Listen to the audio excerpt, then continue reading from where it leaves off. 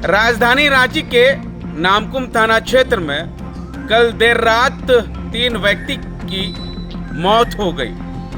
बताया जा रहा है कि इको स्पोर्ट वाले व्यक्ति ने पहले पैदल चलने वाले व्यक्ति को टक्कर मारी, उसके बाद भागने के क्रम में स्कूटी वाले को मारते हुए खुद जो है इको स्पोर्ट पलटी कर गई। उसके बाद जो है जो इको स्पोर्ट में बैठे हुए थे उनकी भी मौत हो गई, जो स्कूटी चला रहे थे उनकी भी मौत हो गई, जो पैदल चल रहे थे उनकी भी मौत हो गई। ये 3 लोगों की मौत होने के बाद जो है नामकुम पुलिस को सूचना मिली।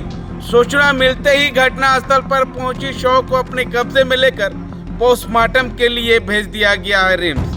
क्या कुछ मृतक के भाई ने और वकील क्या कुछ कह रहे हैं, आइए पहले आपको सुनाते हैं।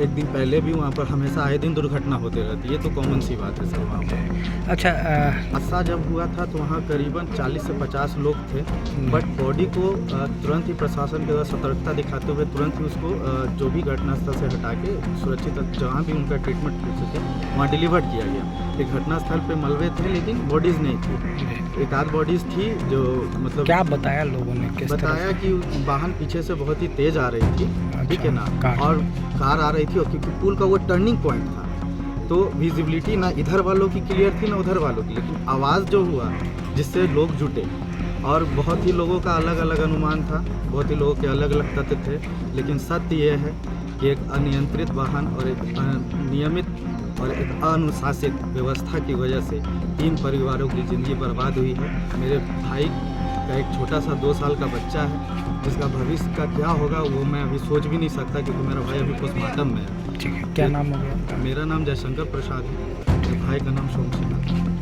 मैं सूचना दी थी कि वो धनबाद से रांची आ रहा है, तो रात के 10 साढ़े 10 मतलब 10 बजे तक वो कांटा टोली पहुँचेगा। कांटा टोली से रामपुर की तरफ आने के लिए निरंतर साधन नहीं होता है जनरली, तो मैंने उनको बोला था कि आप पेट्रोल पंप के पास रुकना, मैं किसी अपने फ्रेंड को भेजूंगा, बाइक से आपको रिसीव कर लेगा।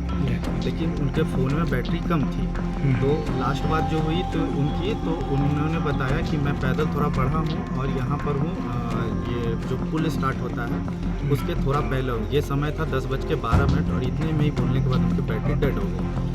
मैंने अपने सहकर्मी जो मेरे साथ रहते थे उनको मैंने भेजा उनके लिए रिसीव करने के लिए, लेकिन वो खाली हाथ वापस लौट आए, वो बोले कि वहाँ दिखे नहीं। तो मुझे ऐसा लगा कि वो कोई वाहन से आ रहे होंगे। मैंने 15-20 मिनट और उनका वेट किया, फिर मैं दोबारा गश्त पे निकला उनको देखने। मैंने बहुत ही स्लो बाइक चलाई, बहुत ही मतलब बारीकी से देखा, कहीं वो मिले नहीं। तो फिर मुझे लगा कि फिर मेरे आँखों का धोखा हुआ, क्योंकि आर्मी कैंट के पास बिल्कुल ले गए। उनकी कमी कोई पूरा नहीं कर सकता है। उनकी परिवार को जो है कोई भी माने इस दुख की घड़ी में जो है उनको पूरा संतावना ही हम लोग दे सकते हैं। हम लोग ईश्वर से प्रार्थना कर सकते हैं कि उनकी आत्मा को शांति दे और उनके परिवार के सदस्य को इस दुख की घड़ी को सहने की शक्ति दे।